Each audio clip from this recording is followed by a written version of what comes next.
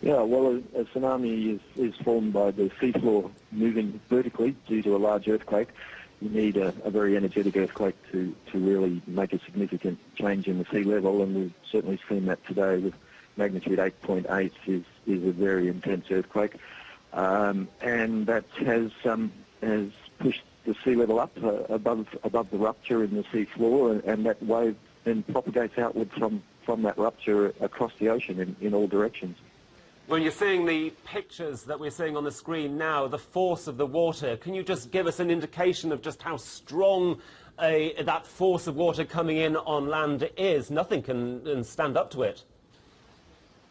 No, that's exactly right. We've had observations already measured on the Japanese east coast of waves of 7.3 metres above normal sea level. There may well be higher spots where there aren't gauges, but that is an enormous wave, and what people have to bear in mind is that a tsunami wave is quite different from a normal wind wave, which goes up and down in a matter of seconds. The tsunami wave has a wavelength that can be hundreds of metres, so it's an enormous volume of water. It rises 7 metres and may stay up as water pours in at that height for 10 to 15 minutes before it goes down again. So it's an enormous volume of water, and that's why the force is so great.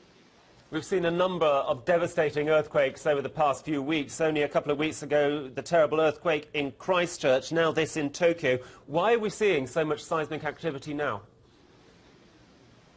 I don't know that anybody could answer that. Unfortunately, we don't know how to forecast when earthquakes are going to happen. This is all around the Ring of Fire, which has existed around the Pacific for a very long time. Its activity fluctuates with time.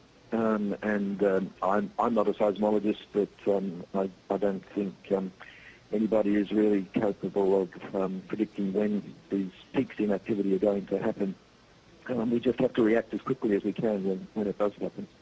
Well, Chris, you are from the Australian Tsunami Warning Centre. I'm just wondering just how much warning it is possible to give. What sort of timings do you have to tell people, you know what, a tsunami is on its way? Is it seconds? Is it minutes? What? Yeah, no, it's certainly not seconds.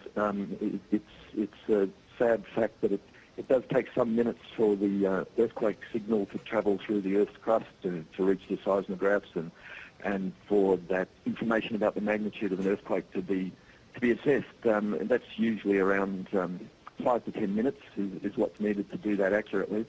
Then, of course, warning has to be formulated and distributed. So it's very, very difficult to give useful warnings to anybody who's less than 30 minutes tsunami travel time away from the earthquake.